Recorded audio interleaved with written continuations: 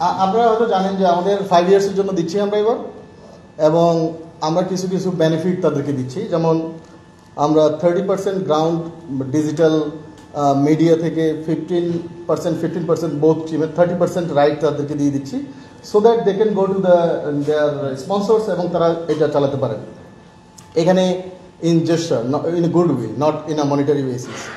আমরা তাদেরকে আমাদের international TV rights, worldwide TV rights এবং যে টিকিট সেলের উপরে আমাদের প্রফিট, নট রেভিনিউ, প্রফিটের 30% শেয়ার করবো। গ্রাউন্ড রাইট অলসো, হ্যাঁ, গ্রাউন্ড রাইটস একটা হচ্ছে TV right, ground right and ticketing right, আমরা তাদেরকে 30% শেয়ার করবো। So what will happen, this is the first time তারা এই ধরনের ফ্যাসিলিটি পাবে।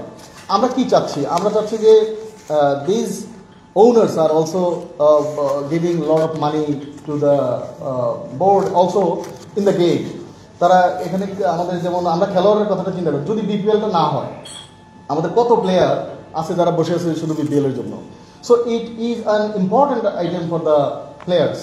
তো সেই জন্য আমরা এই বিপিএলটাকে রান করানো এবং সর্বোচ্চ ফ্যাসিলিটিটা যেন আমাদের ক্রিকেটাররা পায় এবং আমাদের খেলোয়াড়রা যেন আরও ভালো করতে পারে, সেই দিকটাকে বিবেচনা করে আমরা টোটালি প্রত্যেকের স্বার্থ ইনট্যাক্ট করে যা করার সেটা করবো আর কি।